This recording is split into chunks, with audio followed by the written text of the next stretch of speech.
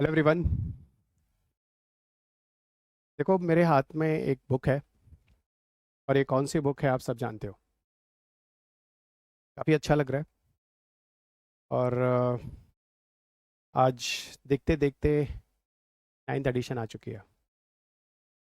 इतना ज़रूर कह सकता हूँ कि समय कितना छोटा है, मुझे आज फील होता है। कभी अभी बुक फर्स्ट एडिशन आई थी और आज ये 9th एडिशन है।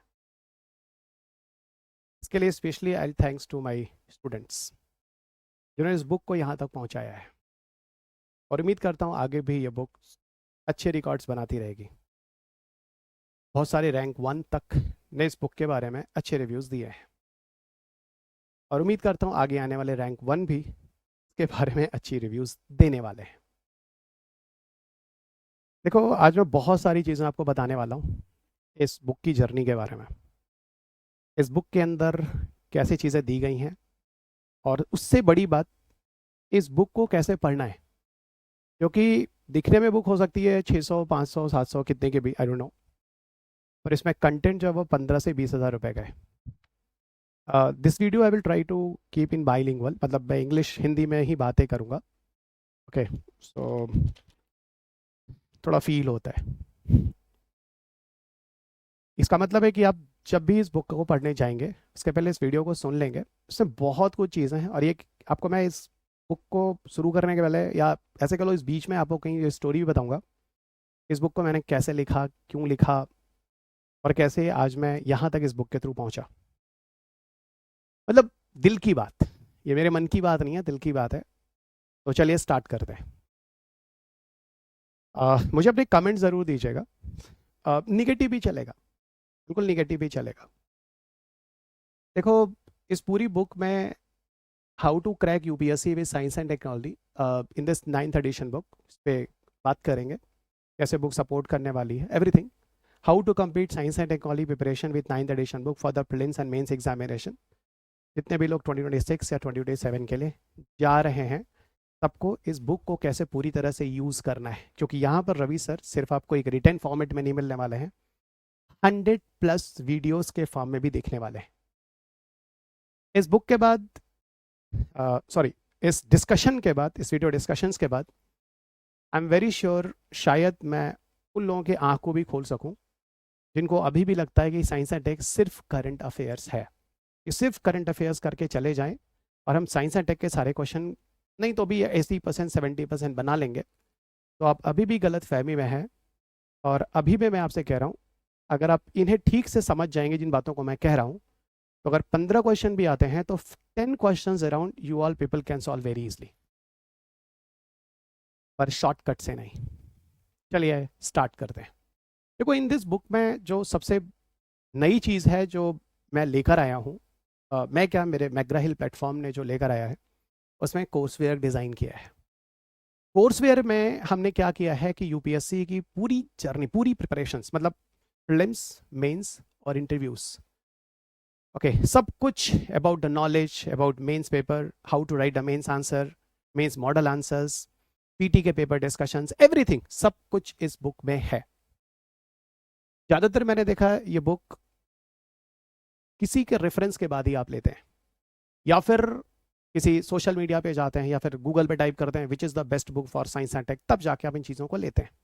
नहीं तो मैंने अभी भी देखा करीब 20 to 30% students those are preparing for UPSC examinations, वो अभी भी लास्ट मोमेंट ऑफ टाइम में साइंस एंड टेक के कोई करंट अफेयर्स की मैगजीन्स लेते हैं, 50 पेज 60 पेज 70 पेज, और इस 15 क्वेश्चंस को ट्राई करते हैं सॉल्व करने की। तो उनके लिए मैं खास तौर से बोलूँगा, एक बार आप इसको ठीक से देखो, क्योंकि साइंस एंड टेक आपको करीब 15 क्वेश्चंस देता है। तो क्या है इस पूरी बुक में और कैसे ये बुक यहाँ तक पहुँची है और कैसे मैं आज इंडिया के हर कोने तक पहुँचा हूँ, सारी चीज़ें मैं आप तक बताऊँगा।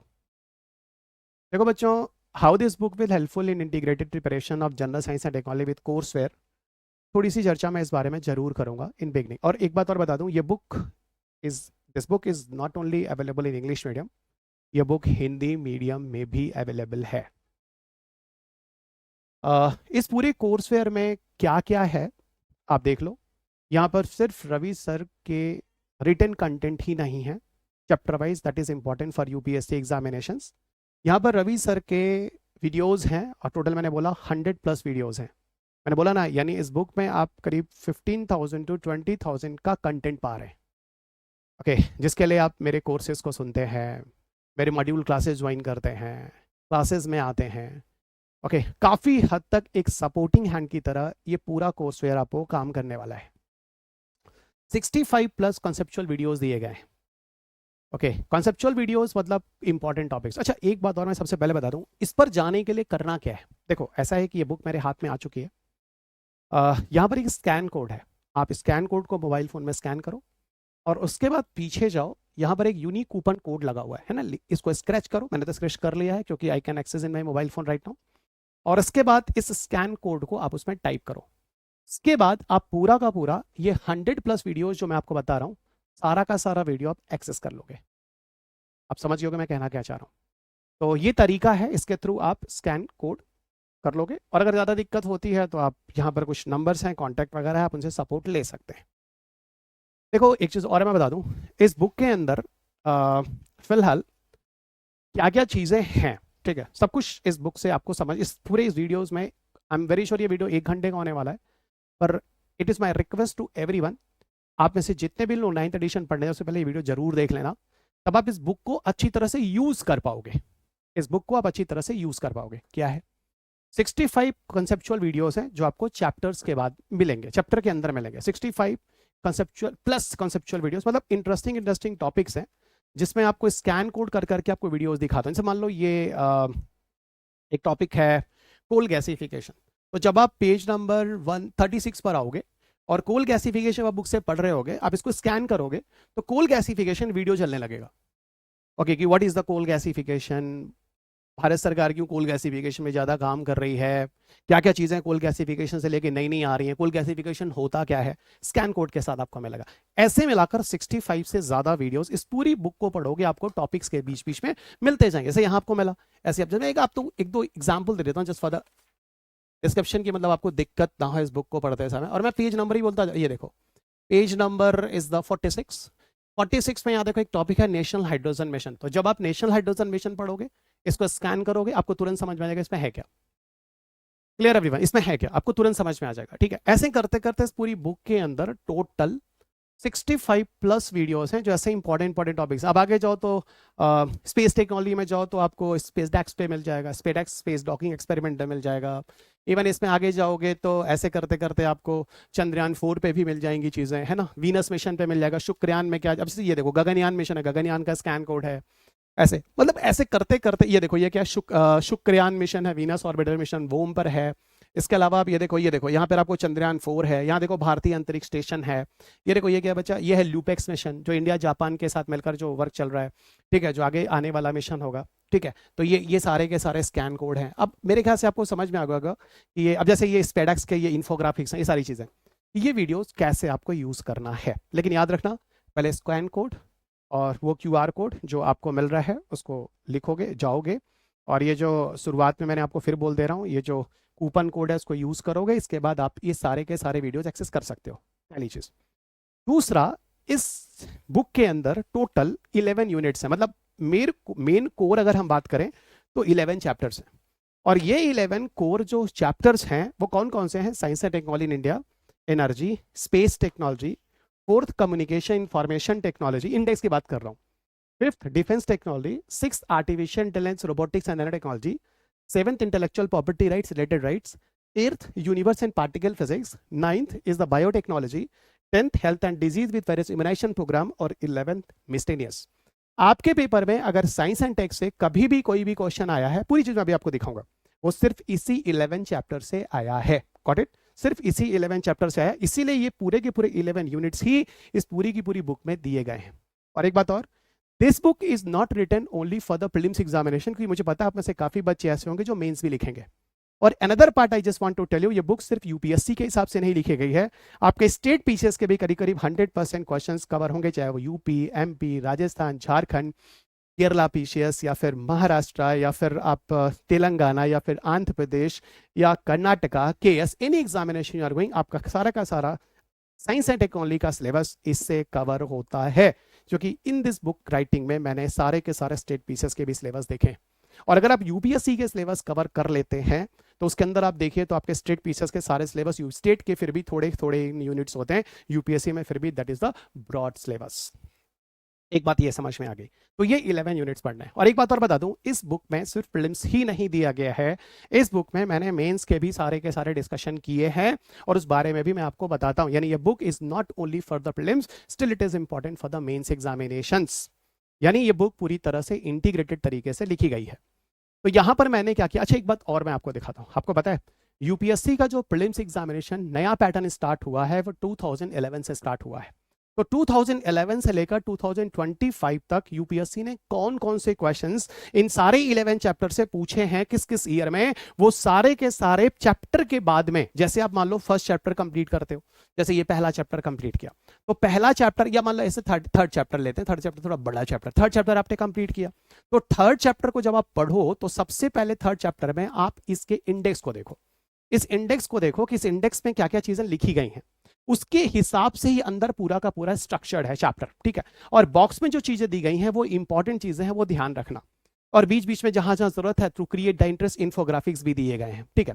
अब इसको कवर करने के बाद जब आप लास्ट में आते हो, ठीक है, इसको कवर करने के बाद जैसे थर्ड चैप्टर में खत्म कर रहा हूं, ठीक है, थर्ड चैप्टर जैसे ही खत्म होता आप लास्ट में आते हो तो थर्ड चैप्टर से जुड़े जितने भी प्रीलिम्स के क्वेश्चंस हैं, सबसे पहला क्वेश्चन 2025 का होगा, यानी अभी रिसेंट क्या हुआ है 25 से लेकर बचा यहां लास्ट में आ जाओ 2011 तक, है ना। 2011 तक जितने क्वेश्चन यूपीएससी ने पूछे हैं सारे क्वेश्चन चैप्टर नंबर 3 के, और करीब करीब मेरे पास 44 क्वेश्चंस हैं, 44 क्वेश्चन जो 2011 से लेकर 2025 तक यूपीएससी ने इस चैप्टर से पूछे हैं। अगर आप इन चैप्टर्स के कंटेंट को पढ़ोगे तो ये क्वेश्चन सॉल्व कर लोगे। अब यहीं पर मैं आपको बता दूं 2011 से 2025 तक के जितने भी प्रीलिम्स के क्वेश्चन चैप्टर वाइज हैं उन सबके डिस्कशन यहां पर वीडियो डिस्कशन मेरे साथ मैंने कर दिए हैं। जब आप इस स्कैन कोड को उठाओगे, यानी जब आप चैप्टर खत्म करोगे उसके बाद बीच बीच में इंपॉर्टेंट वीडियोस आप देखते आ रहे हो, ये मिलेंगे आपको कुछ कुछ हर चैप्टर में, जहां जहां जरूरत होंगे अच्छे अच्छे टॉपिक्स होंगे, ओके। और इसके अलावा लास्ट में जब चैप्टर खत्म होगा तो यहां पर आपको वीडियोस हैं, इन वीडियोस के अंदर आप पूरा का पूरा पेपर डिस्कशन मेरे साथ करोगे कि इसका आंसर ए क्यों सही है, इसका आंसर बी है, इसका सी होगा या डी होगा, in this video format this is mention there. आप समझ में आया इस बुक में मैंने कितनी मेहनत की, फर्स्ट टाइम मैंने मेहनत की। और एक बात मैं और बता दूं, आपके पास फर्स्ट एडिशन से लेके 8th एडिशन कोई भी बुक हो, आपको 9th एडिशन जरूर पढ़नी है, आगे पढ़े या ना पढ़े, आगे का अपडेट करें ना करें। लेकिन हाँ, पहले क्या होता था, जिस बच्चे के पास 6th एडिशन होता था मुझसे पूछता था 7th एडिशन लूं, मैं कहता था नहीं, क्योंकि जो मैंने करंट अपडेट्स यूट्यूब पे डाला है और अपने टेलीग्राम पर, मेरा टेलीग्राम आपको पता होगा डॉक्टर रवि पी अग्रडी ऑफिशियल, वहां पे मैं हर साल करंट अफेयर्स जो मैं वीडियोस डालता हूं अपने यूट्यूब में उसके पीडीएफ वहां डाल देता हूं। तो हर बच्चों कहता हूं 7th मत लो, 6th ले रखा है, 7th हो गया, 8th मत लो, वो करंट अफेयर्स का पीडीएफ लेके कर लो। जितने भी बच्चे मुझे सुन रहे हैं जिन्होंने पहले भी मेरे से सुना है उन सबको पता है मैंने यही बोला है, मैंने बिल्कुल चीप काम नहीं किया है कि आपके पास 6th एडिशन है नहीं 7th भी ले लो, नहीं, कभी नहीं बोला है। क्योंकि मुझे अपने बच्चों से आंख मिलाकर बात करनी, मैंने सबको बार बार बोला नहीं बेटा मत लो, अगर 7th है तो 8 मत लो, क्योंकि 7th के बाद जो 8 आया है, 7th आपने पिछले साल पढ़ा था, 8th में वही करूंगा जो मैं नया करंट अपडेट्स आपको टेलीग्राम पे उसके पीडीएफ डाल देता हूं चैप्टर वाइज और उसका वीडियो आपको अपडेट कर देता हूं, आप वो कर लेना। लेकिन 1 से 8 तक जितने भी लोगों के पास कोई भी एडिशन बुक है आप सबको 9th पढ़ना होगा, क्योंकि 9th में ये कोर्सवेयर चीज आई है जिसमें मैंने कम से कम 60-70 घंटे अलग से बैठकर मेहनत करके काम किया आप सबके लिए कि 600-700 रुपए जितनी की भी किताब हो 500-600 आपको मेरे वीडियोस भी मिल जाएंगे ताकि you people will more enjoy. आप समझिएगा, this is the reason I request everybody you have a 1st to 8th edition, कोई फर्क नहीं पड़ता, 9th जरूर लेना, 10th ऑनवर्ड फिर मैंने बोलूंगा कोई जरूरत नहीं है, क्योंकि एक बार आपके ये सारे क्वेश्चन पेपर डिस्कशन भी हो जाएंगे तो you be safe and secure. ये नई चीज है बच्चा जिसमें मैंने काफी काम किया। आप देखो इसके पहले मैंने कभी बुक को लेकर कैसे पढ़ना क्या करना मैंने कभी कोई वीडियो नहीं बनाया, 1st से लेकर 8th एडिशन में, वो मैं 9th एडिशन में बना रहा हूं। दिस इज द रीजन, क्योंकि इस बार आपको साइंस एंड टेक ठीक से पढ़ना होगा, ठीक है ना। अच्छा, अब ये समझ में आ गया सारी वीडियो डिस्कशन से। ऐसे ही बच्चा देखो चौथा चैप्टर है, चौथा चैप्टर भी देखो जैसे पढ़ोगे इसके सारे के सारे है ना, ये देखो सारे के पूरे अपडेटेड चीजें हैं ना। ये अब चौथे चैप्टर्स में यूपीएससी ने क्या किया, जितने क्वेश्चन इन्होंने 2025 से लेकर 2025 से 2011 तक पूछे सारे, मैंने एक दो एक्स्ट्रा भी डाल दे, 2008 का भी 1-2 मिल जाएगा जो मुझे इंपॉर्टेंट और अच्छा लगा, नदर मैंने नहीं दिया। ये सारे क्वेश्चन आपके पास है और ये फिर देखो फिर स्कैन करो, सारे वीडियो डिस्कशन आप ले लो।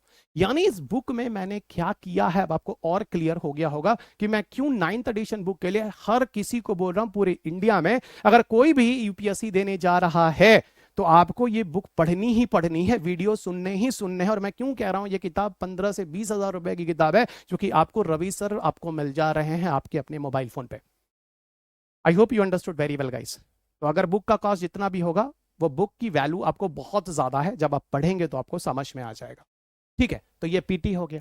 इसके अलावा अब मुझे पता है, मैंने अभी बोला आप में से काफी बच्चे मेंस का एग्जाम भी दे रहे होंगे, तो जब मेंस के लिए आप जाओगे तो यहां पर मैंने लास्ट में जब पीटी खत्म हो जाता, मैंने अभी आपको दिखाया, आप पेज नंबर में बोलता रहूंगा, आपके से हर किसी के पास बुक होगी, खोल के देखना। फिर मैं कह रहा हूं ये वीडियो जरूर देखना किताब को पढ़ने के पहले, आपको समझ में आ जाएगा कैसे पढ़ना है। अब जैसे ये देखो, मैं मेंस का खोल रहा हूं, मेरे पास पेज नंबर जो है B1 है, गॉट इट। ये देखो, मैं देखो अच्छा 24, 23 और 22 का जो वीडियो है, सॉरी जो डिस्कशन है मेंस का पूरा लिखा हुआ है। लेकिन मैंने कहा, और यहां पर ये स्कैन कोड है, इनके वीडियो डिस्कशन आपको स्कैन कोड पे मिल जाएंगे। और मैंने कहा कि सिर्फ इन्हीं 3 के स्कैन कोड पे वीडियो नहीं मिलेंगे, इसके अलावा आपको 2021 से 2013 वाले भी वीडियोस इसी स्कैन कोड पे नीचे मिल जाएंगे। आप इन वीडियो डिस्कशन को देख लेना कि कैसे मेंस के आंसर में हर क्वेश्चन का मॉडल आंसर मैंने आपको डिस्कस किया। इसके इंट्रोडक्शन में क्या होगा, इसके मेन बॉडी में क्या होगा, इसके कंक्लूजन में क्या होगा, इसके वे हेड में क्या होगा, वो हर क्वेश्चन के प्रैक्टिसेस आप मेरे साथ एक बार सुनकर अपने लैंग्वेज में आप लिख के कर लेना। यानी आपको सिर्फ पीटी ही नहीं, मेंस की भी पूरी प्रैक्टिसेस वही लिखा गया है कि 2013 से लेके 2025 तक 25 वाला वीडियो आपको एग्जामिनेशन के बाद अपडेट हो ही जाएगा इस जगह पर। ये सारे के सारे mains question answer discussion video, PT का paper discussion video, important discussion, अब इन सबको जोड़ो ना, 100+ अपने आप हो जाता है दोस्त। आप समझ में आई बात, कितनी मेहनत इस लेक्चर में हुई है, सॉरी इस बुक के साथ हुई है। और इसके बारे में आप अपने मित्रों को भी बताना, जो अभी भी जानते हैं कि साइंस एंड टेक एक करंट अफेयर्स है। जब आप इन चैप्टर्स के क्वेश्चन लगाओगे, आप विश्वास नहीं करोगे ऑन एन एवरेज कितने क्वेश्चन आते हैं। मैं आपको सारी चीजें दिखाता हूं, ठीक है। अच्छा, एक चीज और, 80+ इंफोग्राफिक्स है, फोटोग्राफ है। अरे हाँ, कुछ लोगों के दिमाग में एक मिथ है कि सर किताब बड़ी मोटी है। किताब मोटी है ही नहीं, 80 तो फोटो है। अरे सर ये बात तो समझ में आ गई। सर 20-25 तो आपने ये इंट्रोडक्टरी पेजेस दे दिए हैं। हाँ बिल्कुल, ये पेपर एनालिसिस दिया है, इन्फोग्राफिक्स में कौन कौन से इन्फोग्राफिक्स है, ये इफेक्ट्स क्या है, ये क्या है, ये क्या जरूरत है, सब चीजों की फाड़ के फेंक दो। ये सब कंटेंट देखो यहां से स्टार्ट हो रहा है। तो सर ये इतने पेजेस क्या है, एक्स्ट्रा पेजेस है। वही मैं कह रहा हूं, एक्चुअल में ये बुक का जो कंटेंट है वो आधा ही है। आधा क्या है, ये 80 फोटोग्राफ्स, ये पेज फाड़ के फेंक दो। तो सर ये पेज फाड़ के फेंक देंगे तो फिर इंटरेस्ट कहां से आएगा। अब आप वही बात तो मैं कह रहा हूं ना। और एक बात बताओ, ये बात बताओ, मान लो ये अभी चैप्टर नंबर 3 में आपको दिखा रहा था, चैप्टर नंबर 3 पढ़ लिया, बहुत बढ़िया। अब उसके बाद मैं अगर पीटी का पेपर ना दूं तो आपको कैसे पता चलेगा यही पढ़ना था। समझ में आ रही बात। तो फिर मैंने क्या किया, वही स्कैन कोड जो मैंने कहा था, स्कैन करने के बाद पीटी का पेपर पढ़ना। इसमें अगर आप देखो, आपको दिख रहा है सर पहला क्वेश्चन 2025 से स्टार्ट कर रहे हो आप, दूसरा 2025, तीसरा 2025, है ना। देखो करते करते एक पेज का क्वेश्चन पेपर हो गया, पीछे आओ, 2 पेज, 3 पेज, 4, 5, ये क्या है 6। तो सर ये तो आपने 6 पेज के तो क्वेश्चन ही दे दिया, ये कंटेंट थोड़ी ना है। अब सोचो अगर इस हिसाब से इस बुक में अगर टोटल 11 यूनिट्स के अंदर कुल 26 अगर चैप्टर्स हैं, 11 यूनिट्स ही है ना, जो मैंने आपकी बोल रहा था, science and technology in India, space energy, space technology, information communication, याद आ रहा है ना। उसके अंदर कुल मान लो 11 यूनिट्स के अंदर कुल 26 चैप्टर है। हर चैप्टर में मान लो 3 से 4 पेजेस एवरेज मान लेते हैं, किसी में 5 है, किसी में 4 है, किसी में 3 है। तो चलो मैं एवरेज 3 से 4 मान लेता हूं। अगर मैं एवरेज 3 मान लेता हूं तो 26 अगर चैप्टर है इंटू 3 इक्वल टू कितना होता है सर, 80 पेज तो ऐसे हो गए। अब बताओ अगर ये 600-650 की किताब है, मतलब पन्ने की अगर किताब है, तो बच्चा 80 तो पेज ऐसे निकाल दिया तुमने, 80 पेज आपने पीटी के क्वेश्चन पेपर निकाल दिए। सर 160 80 कम हो गया, बहुत बढ़िया। और ये प्रीफिक्स जो है इसका 20 पन्ने वो निकाल दो। सर वो भी समझ में आ गया सर। ये सर 200 पन्ने कम हो गए करीब करीब, 180 200। और सुनो लास्ट में जो मेंस के पेपर के ये जो सोल्यूशन दिए ये सब निकाल दो, फाड़ के फेंक दो। और ये जो गैप है आ जाता है किताब में, वो सब निकाल के फेंक दो। आप विश्वास करो इस बुक के अंदर अगर 650 पन्ने हैं तो एक्चुअल में कंटेंट जो है वो 350 पन्ने हैं। 350 से 350 टू 400, तो ये बुक तो आधी हो गई। और एक बात अगर बताओ, अगर मैं आपको पीटी के क्वेश्चन पेपर ना दूं, मेन से क्वेश्चन पेपर ना दूं, तो आपको समझ में कैसे आएगा इसमें पढ़ना क्या है। और शुरुआत में ये जो अच्छे जो पिक्चर बनाए मैंने, ये जो इन्फोग्राफिक्स दिया, ये अगर ना बनाऊं तो फिर इंटरेस्ट कहां से आएगा। जनरली मैंने ये देखा है कि आप किताबों को पढ़ के बोर हो जाते हैं। मेरी कोशिश ये थी कि किताब पूरी कलर हो, और किताब से ये देखो इन्फोग्राफिक्स, ये देखो ग्रीन हाइड्रोजन क्या है, तो ग्रीन हाइड्रोजन आपको समझाया ही है। साथ साथ ब्लू को ब्लू देख लो, ग्रे को ग्रे देख लो, ब्राउन को ब्राउन देख लो, ग्रीन को ग्रीन देख लो, येलो को येलो देख लो, पिंक को पिंक देख लो, व्हाइट को व्हाइट देख लो। तो मैंने कोशिश की है कि this book will not only to complete your syllabus, even this book will help you to feel the subject also. Feel the subject का मतलब होता है बच्चा कि आपको इस बुक के थ्रू मुझे इंटरेस्ट भी दिलाना है। मैं आपको बार बार क्लासेस में बोलता हूं, the role of teacher is not have to come and complete syllabus only, the main role of teacher is to create the interest in the subject guys, जो बहुत इंपॉर्टेंट है। हम लोग के टीचर्स ने जब गांव देहात से होकर हम शहरों तक पहुंचे, I was very lucky to got a very quality teacher in my life. नहीं तो हम जैसे गरीब लोग आज गरीब ही रह जाते। गरीब से अमीर बनने के बीच में हमारी लाइफ में टीचर्स का ही रोल रहा है। मैं बच्चों को भी क्लास में बोलता हूं। तो that is today I am a teacher guys. तो जब मुझे अपनी जिंदगी में अच्छे टीचर मिले थे तो मैं भी तो कोशिश करूंगा ना अच्छा ही टीचर बनने की। मुझे भी किसी ने शॉर्टकट किया होता तो शायद आज मैं शॉर्टकट कर रहा होता। नहीं, मेरी कोशिश यह है कि इस बुक में जितनी भी चीजें मैंने दी हैं वो हर चीज आपके लिए इंपॉर्टेंट होगी और आपको उस हिसाब से दी गई हैं। तो बच्चा पेपर मैंने क्यों दिया, क्वेश्चन पेपर्स, मेंस के मॉडल आंसर्स क्यों दिए मैंने, अब आपको सब समझ में आ रहा है। यानी एक सिंगल बुक से आपकी पूरी प्रिपरेशन हो रही है, आपको कहीं अलग से देखने की जरूरत नहीं है। अब आप बोलोगे सर करंट अफेयर, चलो आपने तो किताब जुलाई अगस्त तक का अपडेट दे दिया। सर करंट अफेयर्स के लिए जुड़े रहो ना मेरे टेलीग्राम पे। और आप में से हर कोई जानता होगा, जो लोग मुझे पहले से जानते हैं, रवि सर आप तो पिछले 10 साल से करंट अफेयर्स ऐसे ही भी यूट्यूब पे डाल देते हो एग्जाम के पहले। बात तो सही है, बिल्कुल सही है। और इस बार मैं कुछ नया करने वाला हूं, वो आपको मेरे टेलीग्राम से मिल जाएगा। और stay tune with me on my Telegram. मैं आपको बता देता हूं, doctor Ravi P Agarwal official Telegram पे जुड़े रहना, वहां पे भी आपको समझ में आएगा क्या कुछ नया होने वाला है। अच्छा, तो अब मेरे ख्याल से ये चीजें समझ में आ गई, ठीक है। Comprehensive coverage, exclusive full colour book, 4 length, extra some test paper here guys. मतलब सब कुछ खत्म करने के बाद पीटी के टेस्ट पेपर भी दे लो, full length test, mock test also available, जिसके लिए आप जाकर घूमते रहते हो इधर उधर कहीं ना कहीं। ये सारी चीजें, इसके अलावा infographics, 11 unit wise practice test अलग से आपको और भी दे रहा हूं। मतलब हजारों क्वेश्चंस तो यही आप प्रैक्टिस कर लो, है ना, जिसके लिए आप साइंस एंड टेक में आपको कहीं भी सोचने की जरूरत नहीं। और याद रखना, इन्वायरमेंट भी है, आ रही है वो भी 4th एडिशन, उसमें भी ऐसा ही किया है जैसा आपको साइंस एंड टेक में दिख रहा है। 100% इन्वायरमेंट में भी आपको पहली बार ऐसा मिलने वाला है, सेम कोर्स फेयर। अब उसमें कितने वीडियो बनने वाले क्या आ रहे हैं वो मैं आपको इन्वायरमेंट के कोर्स फेयर में बताऊंगा बुक के साथ। अभी रुक जाओ, अभी आप साइंस एंड टेक देखो। इसके अलावा ऑनलाइन वेबिनार भी बैठो मेरे साथ, जुड़े रहो। आपके डाउट्स वाउट्स के लिए भी डिस्कशंस वगैरह में वेबिनार में क्या क्या चीजें नहीं हो रही हैं, और करंट अपडेट्स वगैरह मैं आपको कराता ही रहूंगा, जिसके लिंक्स भी आपको यहां मिल जाएंगे, ठीक है। अब देखो, प्रीलिम्स में जनरल साइंस सिलेबस दिया हुआ है। अब जनरल साइंस का मतलब इसके अंदर कुछ नहीं लिखा है क्या पढ़ना है एग्जैक्टली। ये क्वेश्चंस मेरे ख्याल से आप में से काफ़ी लोगों ने सुना होगा जिन्होंने मेरी क्लासेस की होगी। मैं बार बार पूछता हूँ कि ये बताओ कि जब आप एग्जामिनेशन, जब तैयारी शुरू करते हो तो आप किसी सिलेबस को लेकर करते हो? डेफिनेटली करते हो। अगर मैं आपसे पूछूं ये बताओ आपके एग्जामिनेशंस में जो आप सिलेबस लेके करते हो, आपका पीटी का सिलेबस क्या है? तो काफ़ी बच्चे चुप रहते हैं और अंत में जाके यही रिजल्ट आता है कि सर यूपीएससी ने अपने वेबसाइट्स पे यूपीएससी के प्रीलिम्स का सिलेबस नहीं दिया है, यूपीएससी ने सिर्फ सब्जेक्ट के नाम दिए। और एग्जैक्टली बच्चा यही यूपीएससी में सबसे बड़ी प्रॉब्लम है। जितने बच्चे प्रीलिम्स का एग्जामिनेशन दे रहे हैं उनको लास्ट तक ये समझ में ही नहीं आ रहा यूपीएससी चाहता क्या है। और डेफिनेटली ये चीजें बहुत कॉमन है। क्यों बहुत कॉमन है?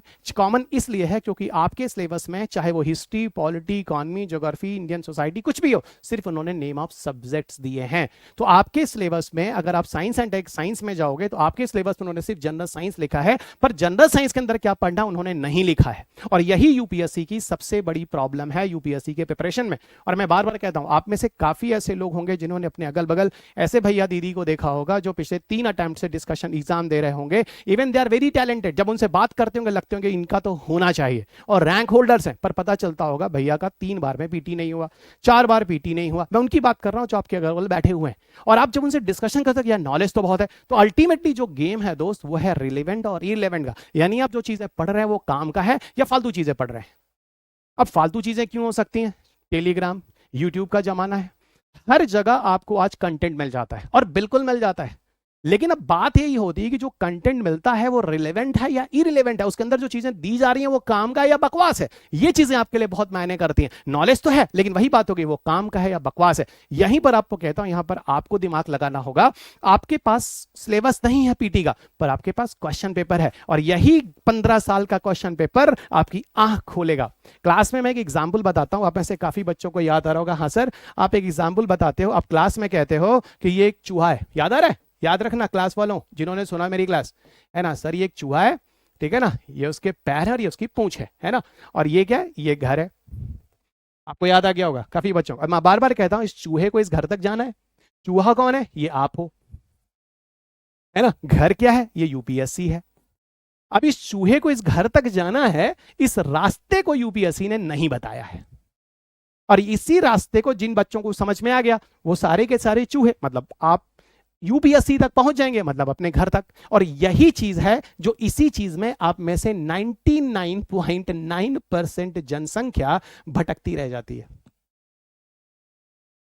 इलेक्शंस तो 0.1% से भी कम लोगों का होता है। आप समझिएगा मेरी बात को जो मैं बात आपको बता रहा हूं। यानी सर आप सही बोल रहे हो, आप ये कहना चाह रहे हो यूपीएससी ने सिलेबस में जनरल साइंस दिया, अब जनरल साइंस में क्या पढ़े? एग्जैक्टली ये यूपीएससी ने नहीं दिया है। और इसी में आप देखो यूट्यूब चल रहा है, इसी पर टेलीग्राम चल रहा है, इसी में 1 घंटा पढ़ लीजिए यूपीएससी क्वालिफाई भी चल रहा है। हर कोई डिफरेंट डिफरेंट तरह के लोग डिफरेंट डिफरेंट तरह की चीजें आपको दिखा रहे हैं। अब यहीं पर मैटर करता है कि आप कितने मैच्योर हैं। अगर आप मैच्योर हैं तो आप ये जानते हैं कि ऐसा एग्जामिनेशन जो आपकी आगे की जनरेशन, आपकी नस्लों को बदल देगा, वो एग्जामिनेशन 1 घंटा पढ़कर यूपीएससी क्वालिफाई तो हो नहीं सकता। तब तो फिर सब यूपीएससी क्वालिफाई कर लेते। यहां तो सर हमने भैया दीदी को देखा है जिन्होंने 4 अटेम्प्ट से यूपीएससी पीटी ने क्वालिफाई किया है। आप समझिएगा मैं जो बात कह रहा हूं। यानी यूपीएससी में जो बच्चे जा रहे हैं वहां पर सबसे बड़ी चीज क्या होती है? मैच्योरिटी।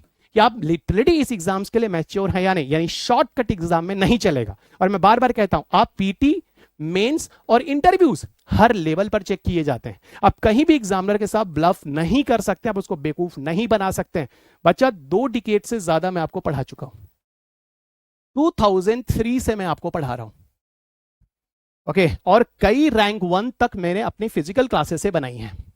वो ऑनलाइन का तो एक अलग जमाना आ गया, लेकिन फिर भी मैं आपको कहता हूं कि face to face is a different feeling guys. और जिन बच्चों ने फेस टू फेस क्लासेस देखी हैं उनको पता है sir literally you are right. ठीक है ना? 2003 से लेकर और आज मैं आपको 2026 की बात कर रहा हूं। आप खुद देखो 23 साल मैंने आपको पढ़ा दिया है। और इस 23 साल के अनुभव में मैं आपको यही कहता हूं कि मैं बहुत टैलेंटेड नहीं हूं, लेकिन मैं अपने एक्सपीरियंस के बेसिस पर ही आपको बता रहा हूं कि आपके सिलेबस को अगर आप नहीं समझोगे तो आप कभी एज अ माइस कभी उस घर तक नहीं पहुंच पाएगा। यानी आप कभी यूपीएससी क्वालिफाई नहीं कर पाओगे। नॉलेज तो बहुत होगा, यानी फिर आप फंस जाओगे रिलेवेंट और इरिलेवेंट में, जो मैं बिल्कुल नहीं चाहता, क्योंकि मैं आप सबके अंदर अपने आप को देखता हूं। और आपको एक बात और मैंने बोला था क्लास में कि जितने भी बच्चे पूरे इंडिया में यूपीएससी की कोचिंग ज्वाइन करते हैं या कोई भी क्लासेस ज्वाइन करने जा रहे हैं, they all are the freshers. उन्होंने अपना सिलेबस तक नहीं देखा है, क्वेश्चन पेपर तक नहीं पता है, इसलिए उनको पढ़ाना बहुत आसान है। मैं अपने क्लास में भी कहता हूं कि क्या मेरे क्लास में कोई आईपीएस या कोई आईआरएस या कोई और अंदर एलाइड स्टूडेंट बैठा है? मेरे क्लास में कोई भी हाथ नहीं उठाता है आज तक की लाइफ में, मैं आपको बताऊं। क्योंकि ये आईपीएस, आईआरएस और जो और नीचे जॉब के लोग हैं, मतलब यूपीएससी में जो नीचे की पोस्ट होती है, ये सारे के सारे लोग एक्चुअल में इनको सब पता है कि क्या करना है क्या नहीं करना है। समझिएगा, ये कभी भी फालतू टीचरों को सुनना पसंद नहीं करेंगे। ये बात ध्यान रखिएगा। इसीलिए मैंने बार बार कहता हूं कि आप भी क्लास में मैच्योर होकर बैठिए, यानी क्वेश्चन पेपर की अंडरस्टैंडिंग आपके पास होनी चाहिए। और इस बुक में क्वेश्चन पेपर ही है जो आपको बहकने से बचाएगा। कितने क्वेश्चन ऐसे हैं आपको मैं दिखाऊंगा जो यूपीएससी ने रिपीट मारे हैं।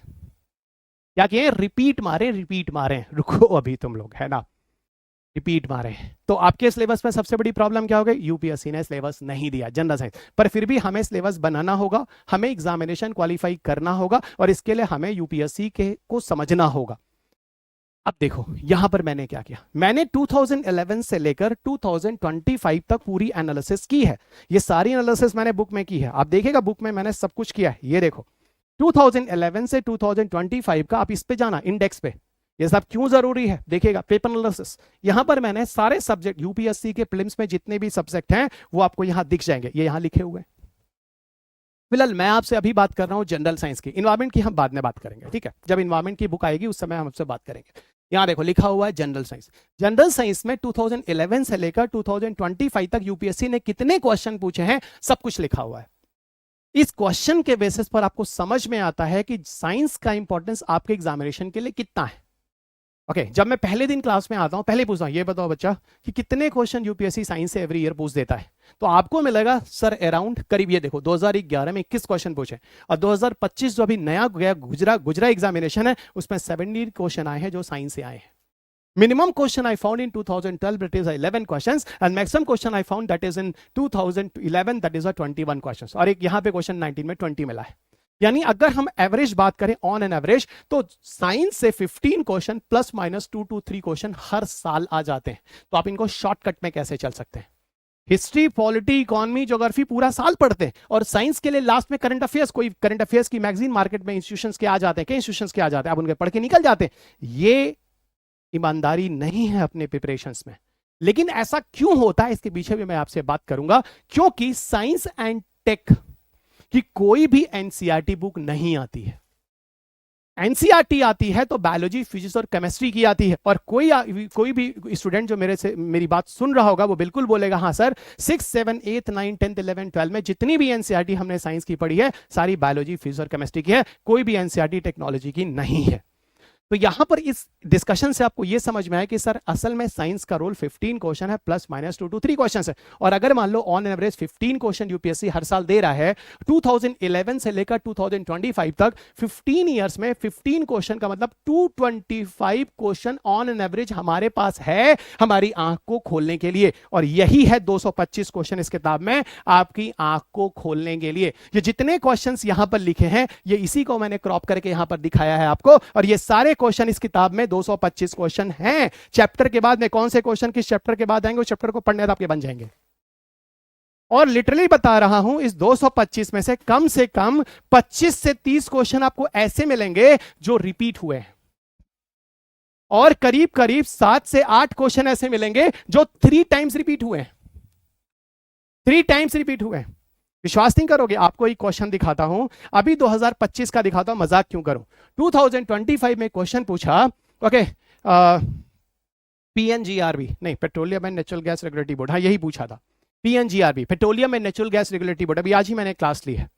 Okay, petroleum and natural gas regulatory board, PNGRB. और जाके देखो पीएनजीआरबी जो क्वेश्चन यूपीएससी ने 2025 के प्रीलिम्स में पूछा है, सेम क्वेश्चन यूपीएससी ने 2019 में भी पूछा है।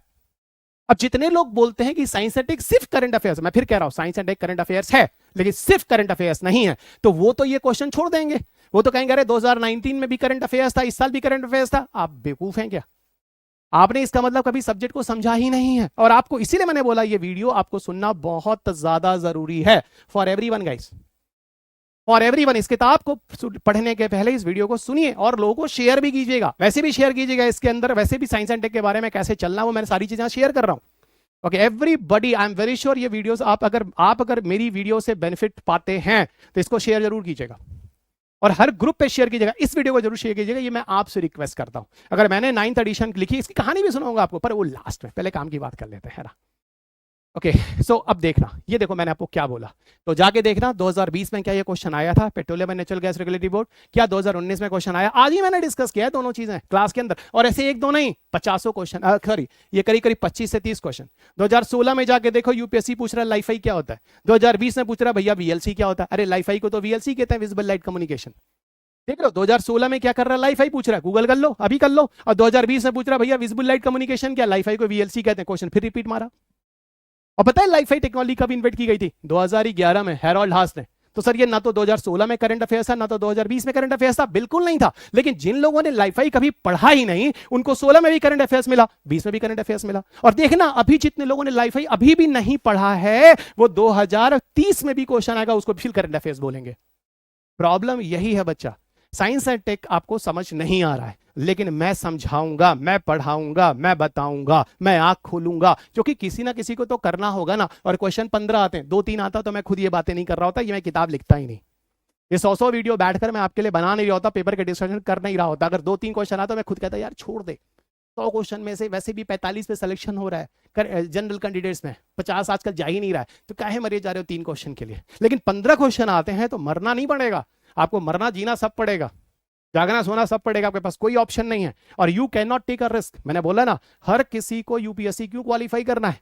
किसी को सर मेरा बैकग्राउंड बहुत खराब है, सर मेरे पापा की कोई बहुत ज्यादा सोशल स्टेटस नहीं है, कोई आगे कुछ भी बोल के चला जाता है, सर मेरी गरीबी है सर, और मुझे पता है मेरे समाज में मुझे अपनी वैल्यू चाहिए सर, मेरे परिवार को एक वैल्यू चाहिए सर। सबकी कोई ना कोई स्टोरी है, पर किसी को आपकी स्टोरी में इंटरेस्ट नहीं है, ये आप सबको पता है। हाँ सर आपको क्या लगता है अगर शक्ति दुबे ने टॉप किया है तो हर किसी को किस में इंटरेस्ट है? शक्ति दुबे की स्टोरी सुनने में। पर मुझे पता है आप में से जितने भी बच्चे मुझे सुन रहे हैं आप में से कईयों की स्टोरी शक्ति दुबे से ज्यादा खूबसूरत है, लेकिन आप में किसी को सुनने का इंटरेस्ट नहीं है।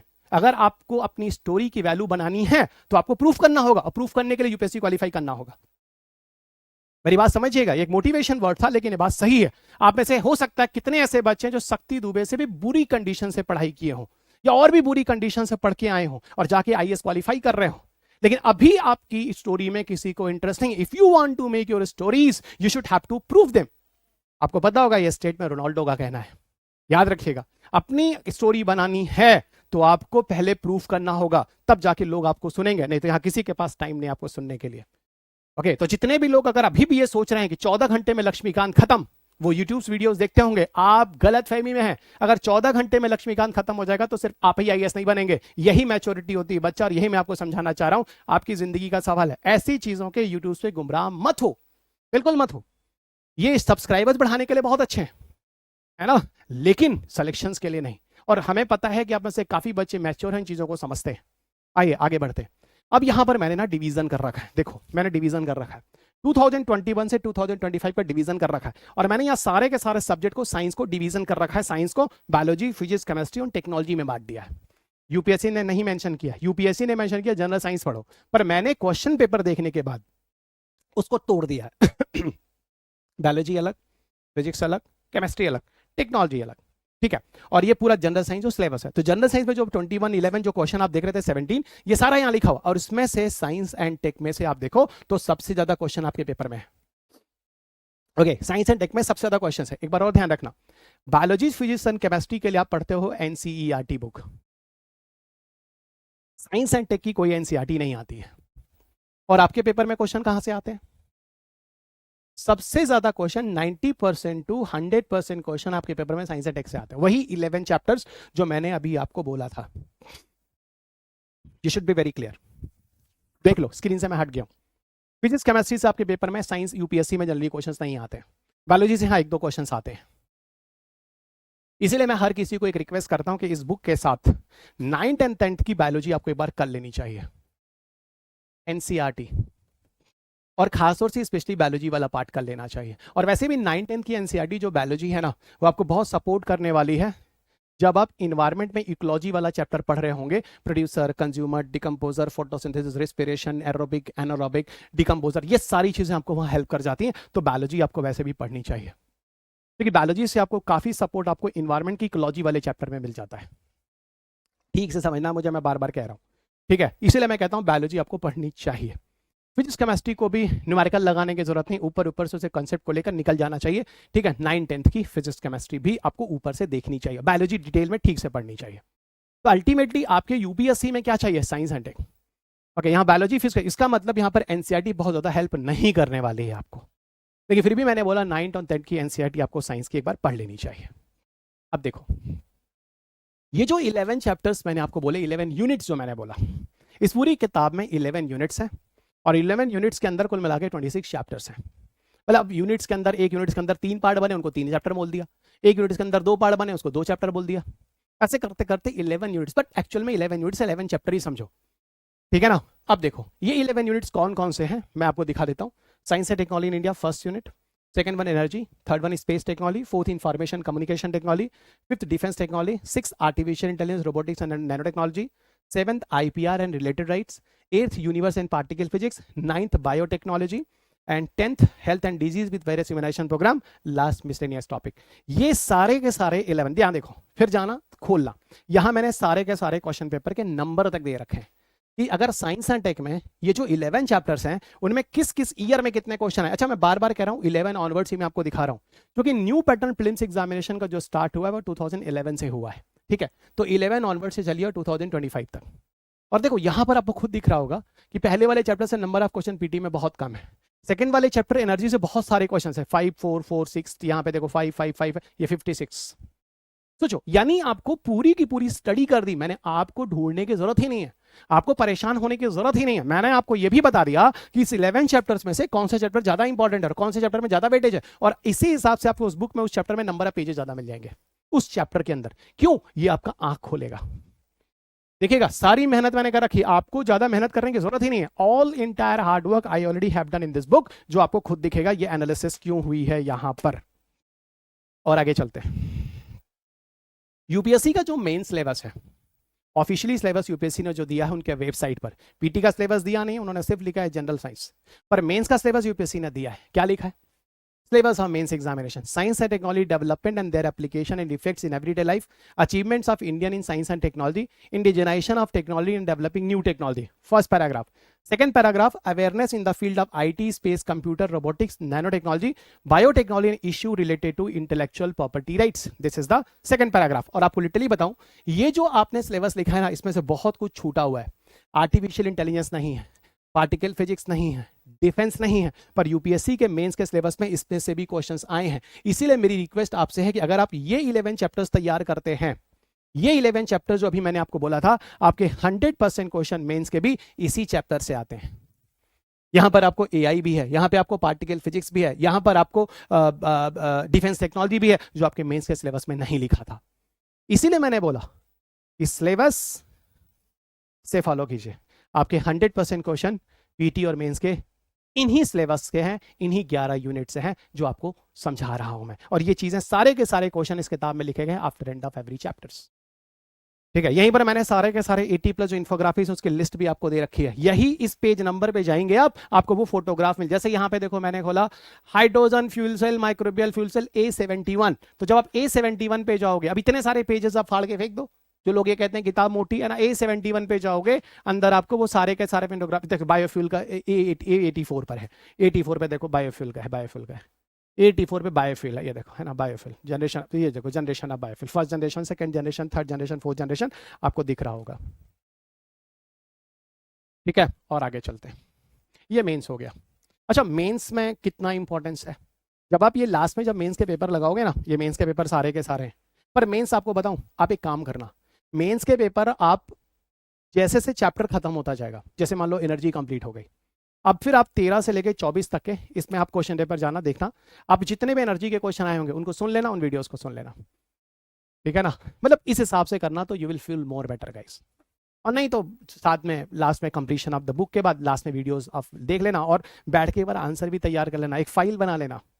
ओके, उसमें 2013 से लेके 2025 तक के जितने मेन से क्वेश्चन आए साइंस के लिख डालना, इससे आपकी एक अच्छी खासी प्रैक्टिस हो जाएगी अकॉर्डिंग टू वर्ड लिमिट्स। और जिस हिसाब से मैं आपको उसमें बताया हूँ कि देखो ये इंट्रोडक्शन में ऐसे लिखा जाता है, मेन बॉडी में ऐसे लिखी जाती है, कंक्लूजन में ऐसे लिखा जाता है, वे हेड में ऐसे लिखा जाता है। वर्ड लिमिट्स में अगर 200 वर्ड्स है तो कितना इंट्रोडक्शन को वेटेज देना चाहिए वर्ड लिमिट्स में, कितना मेन बॉडी को देना चाहिए, आप उसमें सुनोगे आपको काफ़ी चीज़ें क्लियर हो जाएंगी। मैंने फिर बोला कि ये बुक मैंने पीटी के लिए नहीं लिखी है, ये बुक मैंने मेंस और इंटरव्यूज के लिखी है। ये बुक्स मैंने सिर्फ यूपीएससी के नहीं लिखी है, ये बुक्स मैंने सारे के सारे इंडिया के स्टेट पीसेस को कवर किया है। मैं आपको आज ही बता दूं, मैं कम से कम 15 स्टेट्स में पिछले 23 सालों में क्लासेस लिया हूँ, 25 साल मान लेते लगभग, और करीब करीब 20 से 25 शहरों में, मेट्रोपॉलिटन सिटीज़ वगैरह जितने भी हैं बड़े बड़े, हर जगहों पे जाके क्लास ली, आज भी जाता हूँ मैं। और मैंने वहाँ के स्टेट पीसेस के भी क्वेश्चन पेपर देखे। ठीक है, और कभी मुझे मौका मिला है मैंने कुछ क्वेश्चन पेपर बनाए भी हैं स्टेट पीसेस के, एग्जामिनेशंस के, आपके एग्जाम्स के। और मैं इन्हीं बेसिस पर कह रहा हूँ कि आपके स्टेट पीसेस के भी करीब करीब 90 to 100% सिलेबस इस बुक से कवर होते हैं। ओके, सो 40 to 60 मार्क्स का साइंस एंड टेक मेंस में आपके पेपर में आता है। और जो क्वेश्चंस आपके पेपर में आते हैं उनके वर्ड लिमिट्स होते हैं मेंस में 100 वर्ड्स 7.5 मार्क्स का आंसर, 150 वर्ड्स 10 मार्क्स का आंसर, 200 वर्ड्स 12.5 मार्क्स और 250 वर्ड्स 15 मार्क्स के क्वेश्चंस आपके पेपर में होते हैं, जिस हिसाब से आपको चलना होगा। So this is the overall about the mains analysis. ये रही वो चीजें जो शुरुआत में मुझे आपको बतानी थी।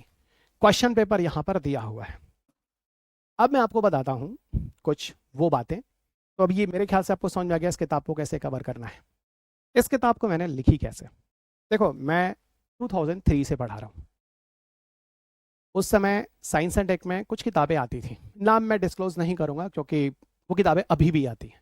ठीक है, इट्स नॉट गुड, है ना, सब चलती रहनी चाहिए जैसी भी है, पर उन किताबों को अपडेट नहीं किया जा रहा था, पर फिर भी वो किताबें सेल होती थी। और यूपीएससी 2011 में आते आते बहुत कुछ बदल चुका था। पहले बायोलॉजी का बड़ा वेटेज था। अगर आप में से कुछ बच्चे या किसी के पेरेंट्स ये चीज़ें देख रहे होंगे, या किसी के भैया देख रहे होंगे, या किसी ने मुझसे 15 साल पहले यूपीएससी की तैयारी के लिए कभी क्लास की होगी किसी इंस्टीट्यूशंस में, उनको पता होगा हाँ सर आप सही बोल रहे हो, उसमें फिजिक्स केमिस्ट्री बायोलॉजी का बड़ा रूल हुआ करता था। उस जमाने में वो पढ़ाता भी बहुत था, और इन्वायरमेंट एज अ अलग से सब्जेक्ट नहीं था। इन्वायरमेंट एज अ सब्जेक्ट 2011 में इंट्रोड्यूस होता है, ये भी मैं आपको आज बता दूं। अंडरस्टूड? सो उस जमाने में उनका वेटेज, लेकिन 2011 के बाद यूपीएससी ने क्या किया, ड्रास्टिकली चेंजेस किया, क्वेश्चंस उन्होंने साइंस एंड टेक से ट्रांसफर कर दिया। ओके, और फिर उस जमाने में साइंस एंड टेक के लिए कोई स्पेसिफिक ऐसी बुक नहीं थी। 11, 12, 13, 14, 15 मेरे पास, क्योंकि फिजिकली मैं काफ़ी पॉपुलर हो रहा था, ठीक है, लोगों को भरोसा दिला चुका था, क्योंकि 10-12 साल पढ़ाते हो चुके थे। मेरे स्टूडेंट्स ने मेरे से बोला, सर आप की पढ़ाई चीज़ें थोड़ी समझ में आ जाती हैं, तो सर कुछ कंटेंट पे काम करो, सर कुछ ऐसी चीज़ लाओ साइंस एंड टेक में जो कि मतलब मैं समझ सकूं, मतलब हम लोगों के लिए थोड़ी फ़ायदेमंद हो, क्योंकि यूपीएससी में सिलेबस तो प्रीलिम्स का है ही नहीं। मैंने बड़ी कोशिश की। 11, 12, 13, 14 और 15 5 साल तक मैं चीज़ों को बनाता गया, फाड़ के फेंकता गया, एक स्ट्रक्चर्स बनाता गया, ये चीज़ आनी चाहिए, उसके अंदर ये चीज़ आनी चाहिए, उसके अंदर ये चीज़ आनी चाहिए। और करते करते 2016 के आसपास मैं आपको बताऊं, मेरी पहली बुक आती है इन्वायरमेंट पे, हिंदी मीडियम में लिखता हूँ मैं। मतलब जर्नी में आपको बताता हूँ बुक कैसे यहाँ तक पहुँची है। बहुत ज़्यादा वो सेल नहीं होते उस टाइम में, बहुत कम, बहुत कम। उस समय my face, my identity was not more known. और 2016 में मैं पहली अपनी बुक लिखता हूँ साइंस एंड टेक पे। इन्वायरमेंट की ज़्यादा नहीं चलती, मैं आपको सही बता, बाद में तो खूब चली, इन्वायरमेंट भी खूब चली, मैं आपको बाद में बताऊंगा अभी। और साइंस एंड टेक की किताब, जो बच्चों ने बोला सर कुछ लिखो कुछ लिखो, कुछ समझ नहीं आता, कभी कुछ भी आ जाता, मैंने लिखा 2016 में। बुक थोड़ी ज़्यादा मोटी थी, ब्लैक कलर की थी, आप जाइएगा गूगल पे आपको मिल जाएंगी, फर्स्ट एडिशन। और आप विश्वास नहीं करोगे, वो पहली एडिशन की बुक हिंदी इंग्लिश दोनों में आती है, मेरी किताबें सेम सेम कंटेंट इंग्लिश में होता है, सेम कंटेंट हिंदी में होता है। क्योंकि एक चीज़ और मैंने देखा कि इंग्लिश की जो किताबें होती हैं उनका स्टैंडर्ड काफ़ी अच्छा होता है, और हिंदी की किताबों में स्टैंडर्ड के साथ कंप्रोमाइज़ होता है। बाद में तो एक अलग ही धर्रा चल रहा है कि कोचिंग के नोट्स आप पढ़ने लगे, बाकी और चीज़ों को आप छोड़ने लगे। पर इंग्लिश में ऐसा नहीं था, इंग्लिश में अच्छे अच्छे कोचिंग्स थे, उनके बीच में अच्छे कंपटीशंस थे। पर हिंदी में एक ही कोचिंग इंस्टीट्यूशन हुआ करते थे, 2 ही कोचिंग इंस्टीट्यूशन हुआ करते थे, उनमें ज़्यादा कंपटीशन भी नहीं होता था। तो जहाँ ज़्यादा कंपटीशन होता था वहाँ पर गुणवत्ता ज़्यादा बढ़ती थी। इंग्लिश वालों का सिलेक्शन एक होने के पीछे कारण ये भी बहुत रहा कि उन्होंने इंग्लिश के स्टैंडर्ड किताबें पढ़ी। और यहाँ तक कि मैं आपको बताऊँ, जो हिंदी मीडियम के बच्चे जो अच्छे अच्छे स्कोर हुए, जैसे रवि सिहाग वगैरह, मैं आपको बताऊँ, मैंने उनके जो स्टेटमेंट सुने हैं, उन्होंने बोला कि सर मैंने इंग्लिश के कंटेंट्स पढ़ता था और उसको हिंदी में ट्रांसलेट करता था, यानी गुणवत्ता इंग्लिश में रही है।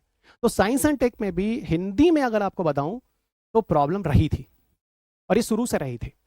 तो मैंने जब भी किताब लिखी, क्योंकि मेरा मीडियम जो था अप टू 12th क्लास मैं शुद्ध हिंदी मीडियम का ही रहा, वो सरस्वती विद्या मंदिर स्कूल से पढ़ा रहा। मेरे पिताजी आरएसएस से रहे, तो उन्होंने मुझे सरस्वती विद्या मंदिर में पढ़ाया। तो मेरा हिंदी काफ़ी बेटर था, मुझे हिंदी बोलना हिंदी लिखना काफ़ी अच्छा लगता था, क्योंकि मेरा रूट जो था वो हिंदी से था। तो मुझे ये लगा अगर मैं इंग्लिश में बुक लिख रहा हूँ तो हिंदी क्यों ना लिखूँ। तो मैंने, और अच्छा, मुझे लोगों ने बोला कि क्या आप इंग्लिश की किताब सेम हिंदी में वैसे ही लिख लोगे। मैंने कहा सर हिंदी की किताब मैं इंग्लिश और अच्छी शुद्ध हिंदी में लिखूंगा, आप लिखो लिखूंगा। तो उन्होंने मुझे बोला ठीक है आप इंग्लिश लिखिए, उसका उसकी हिंदी भी लिखिए। मैकग्रा हिल से मुझे वो ऑप्शंस मिले थे, क्योंकि मैकग्रा हिल में मैंने इन्वायरमेंट में काम कर रखा था, और दे वर हैप्पी।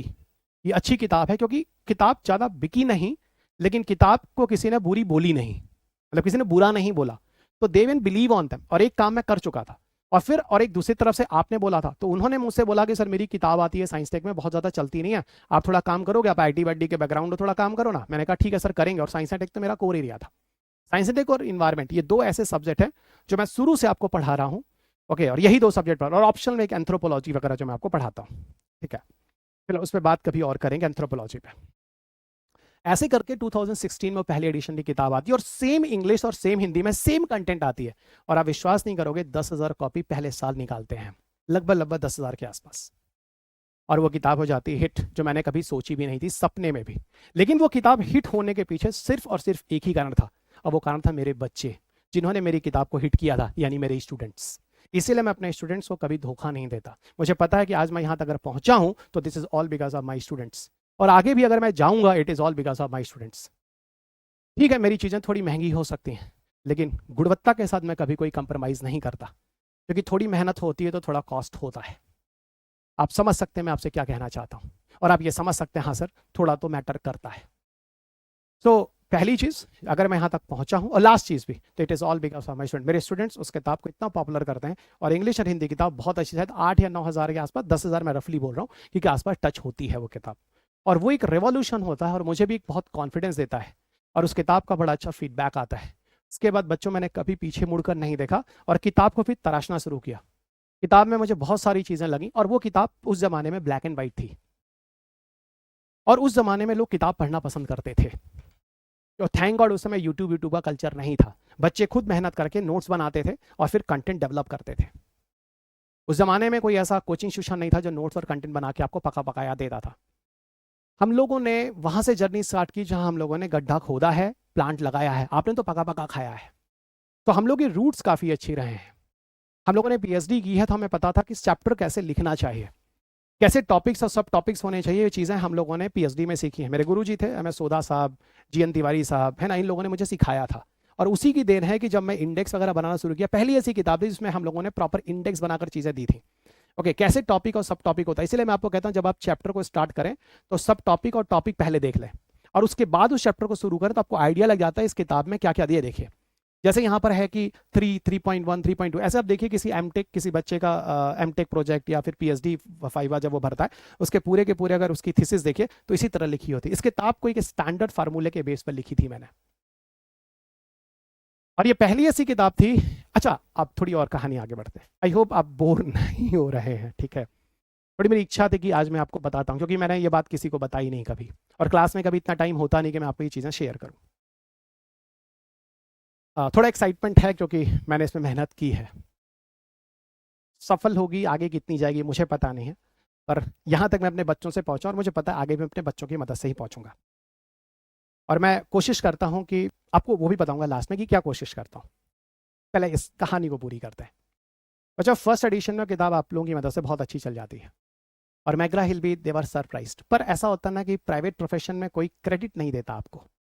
आप समझ सकते हैं प्राइवेट जॉब में क्या होता है। इवन अगर मैं कोचिंग इंस्टीट्यूशन में भी बहुत अच्छा पढ़ाऊँ, तो कभी कोचिंग इंस्टीट्यूशन भी मुझे क्रेडिट नहीं देता है, क्योंकि कोचिंग इंस्टीट्यूशन हमेशा चाहता है, या प्राइवेट में भी, मतलब कि एम्प्लॉइज कभी ऊपर ना उठने पाए। ये आप समझते हैं, इसमें मुझे कहने की जरूरत नहीं, क्योंकि 23 साल हो गए इस प्रोफेशन में, बहुतों के लिए मैंने काम किया है, और आज भी कईयों के लिए काम करता हूँ समय के साथ, और आगे भी कईयों के साथ काम करूंगा। मुझे पता है, क्योंकि ये प्रोफेशन ऐसा ही है। किसी के लिए ऑनलाइन, कभी फेस टू फेस, लेकिन हाँ, मेरा सबके साथ रिलेशंस अच्छे ही रहे हैं। एक्सेप्शंस एक दो किसी के साथ हो सकते हैं, लेकिन मैंने कभी कोशिश नहीं किया किसी का रिलेशन बिगाड़ने की। अच्छा, पहले एडिशन चल जाती है, दूसरे एडिशन, तीसरे एडिशन करते करते करते करते करते 7वीं एडिशन आती है। 7th एडिशन जब किताब आती है, तो ये डिसीजन लिया जाता है कि साइंस एंड टेक्नोलॉजी की किताब में, किताब को नहीं, चौथे एडिशन तक आते थे, शायद तीसरी चौथे एडिशन तक आते थे, किताब का सर्कुलेशन 20,000 के आसपास पहुंच जाता है, समझिएगा। और जब किताब का सर्कुलेशन 20,000 के आसपास टच होने लगता है, तब यहाँ डिसीजन होता है कि किताब को 2 कलर में लाई जाएगी। समझिएगा कैसे मैं कलरफुल हुआ, ये भी मैं आपको बताता हूँ। किताब 2 कलर में लाई जाएगी। किताब में 2 कलर आने लगे, मुझे थोड़ा और अट्रैक्शन लगने लगा। मेरे पास सारी एडिशन के किताबें रखी हैं, मैंने अभी भी रखी हैं, क्योंकि मेरा इतिहास है। ठीक, एक एक बुक तो मैंने रखी है बचाकर, वो ऐसे भी अमेजोन पे आपको मिल जाएंगी पुरानी किताबें। बिल्कुल, कहीं ना कहीं कोई पब्लिकेशन, कोई ना कोई, मतलब सॉरी, कोई आपको दे ही देगा, कहीं ना कहीं किसी के स्टोर हाउस में पड़ा होगा।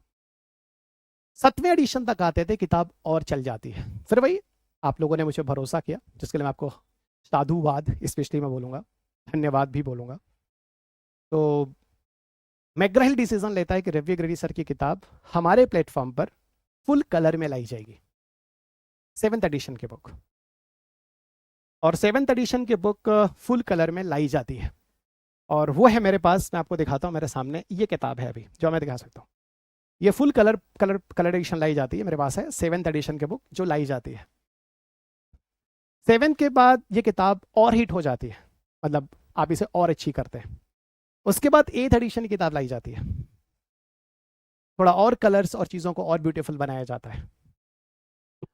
और फिर 8th एडिशन, ये 7th हुआ, ये 8th हुआ, और करते करते करते करते आज ये 9th एडिशन की आती है। पर इन 7th 8th एडिशंस में, वही जो मैं आपको बोल रहा हूँ, अगर ये एडिशंस आपके पास हैं, कोई फर्क नहीं पड़ता, आपको ये एडिशन लेनी है। ये एडिशन थी तो मैंने इसके लिए मना किया, पैसे मत बर्बाद करो। आप टेलीग्राम से जाकर सारे अपडेट्स के PPTs मैंने चैप्टर वाइज डाले, आप ले लो, पैसे बचाओ।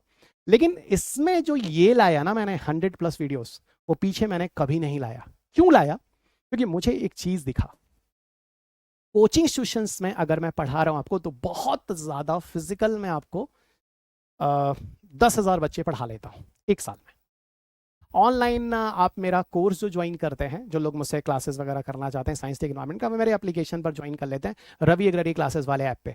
वहाँ पे भी हर साल आप कम से कम 5 से 10,000 बच्चे हैं जो मुझे ऑनलाइन सुनते हैं। फिजिकल के अलावा मैं आपको बताता हूँ, करीब करीब सुन लेते होंगे जितने भी हैं, मैंने कभी काउंट नहीं किया, है ना, वो वहाँ पे सुन लेते हैं। तो अब बात ये होती है कि चलो फिजिकल मैं जहाँ कोचिंग में पढ़ा रहा हूँ वहाँ के बच्चों ने सुन लिया, कुछ पुराने बच्चे अगर अपडेट करना चाहते हैं तो रवि एग्रडी क्लासेस ऐप पे जाकर वहाँ पे क्लास डाउनलोड कर लेते हैं, मतलब वहाँ पे सुन लेते हैं कुछ पेमेंट वेमेंट करके।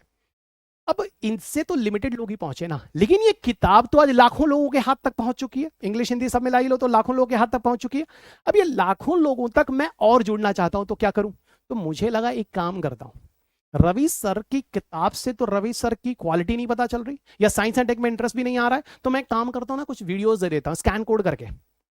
और स्कैन कोड करने के बाद मैंने डिसीजन लिया, लो अब रवि सर आपको घर तक भी मिलेंगे आपके मोबाइल फोन पर, क्योंकि मोबाइल फोन हर कोई यूज करता है आज अपने प्रिपरेशन के लिए भी।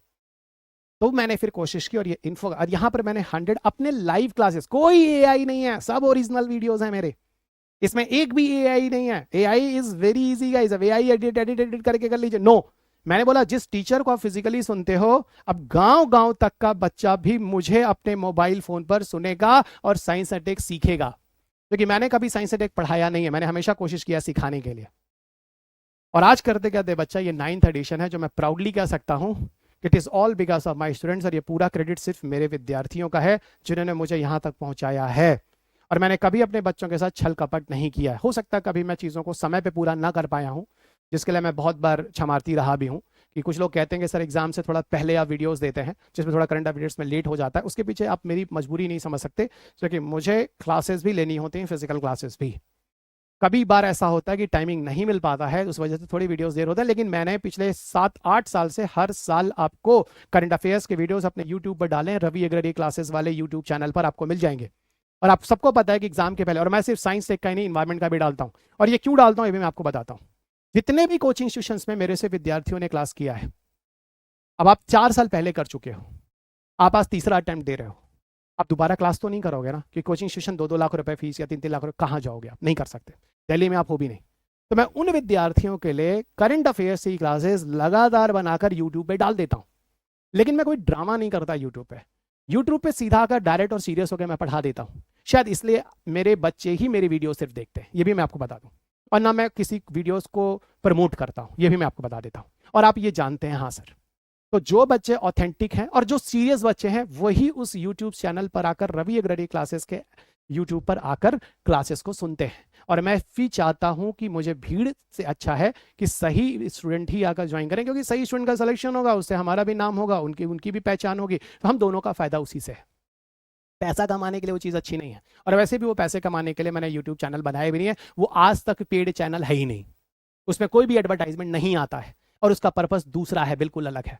जबकि 1 लाख सब्सक्राइबर्स उसमें हो चुके हैं, फिर भी वो पेड नहीं है, उसमें कोई इनकम का सोर्स, क्योंकि मैंने ये कोशिश किया अगर बच्चा वीडियो देखेगा तो डिस्टर्ब हो जाएगा, बीच में ऐड आएगा, स्किप आएगा, क्योंकि बच्चा कॉन्सेंट्रेट होकर देखता है। अब आप समझ सकते हैं मेरे यूट्यूब चैनल को लाने के पीछे कारण क्या है, क्योंकि फिजिकली बच्चा बार बार क्लास आके नहीं सुन सकता है। आप में से कई ऐसे बच्चे होंगे जो अभी तीसरे अटेम्प्ट में यूपीएससी क्वालिफाई कर रहे होंगे, उनको रवि सर के सपोर्ट की जरूरत होगी। यूट्यूब पर जाइएगा, वो यूट्यूब चैनल आपको मिलेगा, और मैं पूरी कोशिश करूंगा जब तक जिंदा हूं, यूपीएससी पढ़ा रहा हूं, तब तक मैं उस पर अपडेट देता रहूंगा। जितने भी बच्चे मेरे साथ इवन मेरे एप्लीकेशन पे क्लास ज्वाइन करते हैं, रवि एग्रडी क्लासेस ऐप पे, उनको भी ये कह देता हूं घबराओ नहीं, अभी सारे स्टैटिक इस किताब पे कर डालो, करंट अफेयर्स एग्जामिनेशन आने के पहले आपको मिल जाएगा। ये सारी की सारी चीजें आपको इंटीग्रेटेड मैनर में साथ साथ मैंने सपोर्ट किया है, ठीक है। और इतना मैं भी आपसे एक्सपेक्ट करता हूं कि सिलेक्शन के बाद एक लाइन, एक वर्ड्स तो आप मेरे बारे में जरूर लिखेंगे, क्योंकि मैं अगर सेल्फलेस इस तरह से अफोर्ड कर रहा हूं तो वो एक नाम मैं आप सबसे जरूर कोशिश करता हूं कि आपकी तरफ से वो आएगा जरूर। सर थैंक यू, आपके पढ़ाने से, आपकी किताब से, आपके करंट अफेयर से कहीं ना कहीं से मुझे फायदा हुआ है, क्योंकि पीछे भी लोगों ने ये चीजें बोली हैं और आगे भी मैं चीज सुनना, क्योंकि यही चीज है जो मुझे एनर्जी देती है, आत्मविश्वास देता है। जैसे आज मैं दिन और रात मेहनत करता हूं, और आज भी मैं आपसे कम मेहनत नहीं करता हूं, मैं ये कह सकता हूं। ना मेरे दोस्त हैं, ना मेरे पास टाइम बिताने का, एक्सपेंड करने का टाइम है। मैं चुपचाप अपनी क्लास लेता हूँ, उसके बाद घर बैठ जाता हूँ, या अपनी कहीं लाइब्रेरी बैठ के पढ़ रहा होता हूँ। आप मुझे कहीं देखते या फिर लैपटॉप पे कोई ना कोई काम कर रहा होता हूँ, या फिर आज साइंस टेक पूरा होता तो इन्वायरमेंट के एडिशन के लिए काम कर रहा होता हूँ, करंट अफेयर्स के लिए काम कर रहा होता, अपने बच्चों के लिए अगला क्या कर सकता हूँ उस पर मैं अपना दिमाग चला रहा होता हूँ। तो ये रही पूरी वो जर्नी जिसकी मदद से आज ये किताब यहाँ तक पहुंची है। और इन्वायरमेंट की भी किताब मैं आपको बताऊं तो उसकी भी अपडेट आपको मिल रही है, जो कि 4th एडिशन, अब दिख नहीं रहा मेरे सामने, कहाँ रखी है, मैं दिखा था 3rd एडिशन आ चुकी है, और 4th एडिशन भी आपको आ रही है बहुत ही जल्दी। सेम कॉन्सेप्ट पे साइंस एंड टेक और सेम कॉन्सेप्ट पे इन्वायरमेंट भी देखो करते करते चौथी एडिशन हो गई है। और इस बार इन्वायरमेंट की जो किताब आ रही है वो अपडेटेड बुक आ रही है। तो अगर आपको इस पर भरोसा है तो आप इन्वायरमेंट भी जरूर पढ़िएगा। और इन्वायरमेंट को भी मैंने वैसे ही लिखी है और वैसे ही उसके साथ भी कोर्सवेयर आपको मिलेंगे। तो ये सारी की सारी बातें थी जो दिल की बातें थी, मैंने आपको बता दी। और आपके रवि सर यहाँ तक पहुँचे हैं आपकी वजह से, ये भी मैंने आपको बता दिया। और एक चीज़ मैंने और देखा है कि मतलब थैंक गॉड, ईश्वर का धन्यवाद दूंगा कि सोशल मीडिया पे भी आप लोगों ने बहुत अच्छे अच्छे कमेंट दिए। 1% मैं मान लेता हूँ, कुछ नेगेटिव्स होंगे लेकिन ठीक है, इट्स ओके। कुछ लोगों ने बोला सर आपके कोर्स बहुत महंगे होते हैं, सर आपके किताबें थोड़ी महंगी होती हैं। तो बच्चा थोड़ी महंगी होती हैं क्योंकि मेरी भी ईएमआईज जाती हैं है ना, थोड़ा आप समझना। और कोविड में आप समझ चुके होंगे कि अगर फाइनेंशियल क्रंच अगर आता है तो घर की क्या हालत होती है। ठीक है, वो चीज़ें अब यहाँ पे आकर बोलना इट्स नॉट इजी टास्क कि मैं आपको बोलूँ। तो थोड़े बहुत तो होती हैं वो, मैं पता नहीं आपको हो सकता है क्योंकि आपको चीज़ें फ्री में भी मिल जाती होंगी। लेकिन एक चीज़ याद रखिएगा, दुनिया में कुछ भी फ्री नहीं है। कुछ लोग अगर सोशल मीडिया पर आकर और बड़ी बड़ी बातें करते हैं कुछ लोग, तो उनके थ्रू आप उनके कोचिंग इंस्टीट्यूशन को भी ज्वाइन करते हैं। तो वो फ्री नहीं है, वो एक बहुत बड़ा एक मतलब आप समझ रहे हैं, इस बारे में हमें बोलने की जरूरत नहीं क्योंकि we all systems are same. मुझे नहीं लगता कि कोई कोचिंग बंद होनी चाहिए, सब चलनी चाहिए क्योंकि एवरीवेयर हैव एम्प्लॉयमेंट। और हर किसी, बहुत सारे फैमिलीज हैं जो हर इंस्टीट्यूशन के साथ जुड़े हुए हैं, सबका परिवार चलना चाहिए। क्योंकि I already have seen it during Covid क्या हुआ, और आप सबको पता हाँ सर क्या हुआ। इसीलिए किसी का रोजी रोटी और धंधा बंद नहीं होना चाहिए। इसीलिए ये चीज़ मुझे बहुत बुरी लगती है, कोई कोचिंग बैठ जाता है या बंद हो जाता है क्योंकि उसके साथ जुड़ा बहुत सारा परिवार रुक जाता है। ओके, सो आई होप मेरे बच्चे बहुत अच्छे हैं। और जैसे ही हमने पीछे 8 एडिशन तक काम किया है, वैसे ये 9th एडिशन भी कुछ रिवॉल्यूशन करेगी। और इस वीडियोस को इतना मैं एक्सपेक्ट जरूर कर सकता हूँ कि अगर आप मुझ पर ट्रस्ट करते हैं तो इस वीडियो को हर ग्रुप तक पहुँचाना। और उम्मीद करता हूँ कि इस बार ये बुक एक रिकॉर्ड बनाने वाली है क्योंकि इस बार तो हर किसी को मैंने मस्ट किया है इस किताब को पढ़ने के लिए। ओके, और इस किताब को आप सीरियसली पढ़ना। इस किताब का कंटेंट 50% है और 50% इसके अंदर क्वेश्चन पेपर और बाकी डिस्कशन से आप ज़रूर लगाइएगा। बाकी बच्चों, मेरा आशीर्वाद आपके साथ है। अगर आपको कोई डाउट्स है किसी भी तरह का तो आप टेलीग्राम चैनल से मेरे साथ मेरे अपडेट्स के लिए जुड़ सकते हैं। Doctor Ravi P Agrahari official ये टेलीग्राम चैनल है। और अगर फिजिकल क्लासेस वगैरह आपने किया है तो आपको परेशान होने की ज़रूरत नहीं है, वो बहुत है, बस आप करंट अपडेट्स कर लेना। और अगर आपने कभी मेरी क्लास नहीं सुनी है और आपको लगता है कि आपको साइंस एंड टेक सीखना है, एक ऐसा टीचर हो साइंस एंड टेक को 70% स्टैटिक भी बोलता है ना कि 100% करंट अफेयर्स, तो आप चाहो तो रवि अग्रहरी क्लासेस एप्लीकेशन है, एप्लीकेशन आप वहाँ जाके ले लेना। वहाँ पे ले लोगे, ऑप्शन वहाँ ऑफर मिलते रहते हैं, वो क्लास देख लेना। वहाँ से आप एप्लीकेशन पे देख लेना, लेकिन ये मोबाइल और टैबलेट पर ही है। और अगर एप्पल आईफोन आप यूज़ करते हो तो GVDEDK करके कोड होगा, GVDEDK OORG कोड होगा, वो यूज़ कर लेना। ठीक है, इसके इन्फॉर्मेशन आपको मेरे टेलीग्राम पे भी मिल जाएंगे। तो ये सारी चीज़ें। और हाँ, यूट्यूब पे ज़रूर जुड़े रहना क्योंकि और यूट्यूब का मैं यूट्यूबर भी नहीं हूँ, मैं आपको पहले बता दूँ, और ना शॉर्ट एंड रील्स वाला टीचर हूँ, है ना। ये 2 चीज़ें हैं क्योंकि टाइम नहीं मिलता दोस्त, है ना। या फिर सिर्फ वही करना होता, पढ़ाना नहीं होता, तब अलग बात है क्योंकि मेरा ज़्यादा टाइम समय पढ़ाने में ख़त्म हो जाता है, खुद अपडेट करने में। फ्री होता तो शायद मेरे भी शॉर्ट रील्स आप देख रहे होते। सो यूट्यूब पे रहिएगा। जैसे आपके स्टैटिक आपने कर लिया मेरे साथ, किताब पढ़ ली, तो 9th एडिशन हो गई। तो 9th एडिशन के बाद 10th एडिशन नहीं लेना, मैं आपको पहले बता रहा हूँ। इसके जो करंट अपडेट्स अभी मैं आपको अप्रैल वगैरह के आसपास, मार्च अप्रैल में आसपास कराऊंगा, तो वो आप कर लेना। तो अपने आप वो उसके PDF टेलीग्राम से ले लेना, तो वो 10th एडिशन अपने आप हो गया। उसके प्रिंट आउट लगा के इसके साथ लगा लेना, आपका 10th एडिशन तैयार है। और जो बच्चे नए आएंगे वो उस समय 10th पढ़ेंगे, वो 9th क्यों पढ़ेंगे। और आपको नया नहीं लेना, ये मैं आपको पहले बता रहा हूँ, पर 9th लेना क्योंकि वीडियोज़ पहली बार इसमें आए हैं। Clear everyone?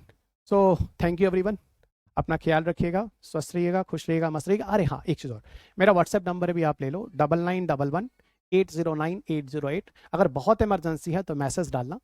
आप अपना समय भी बर्बाद मत करना, मेरा भी नहीं। कोई अर्जेंट है तो कुछ डाल लेना, 9911809808। अगर कोई डाउट है तो आप वहाँ पे मेरे साथ कुछ क्वेरीज वगैरह पूछना हो तो पूछना, फ्री होकर। अगर कुछ हुआ तो मैं आपसे बात भी करूँगा, कोई दिक्कत नहीं। आप मेरे अपने हैं क्योंकि आपसे मैं हूँ।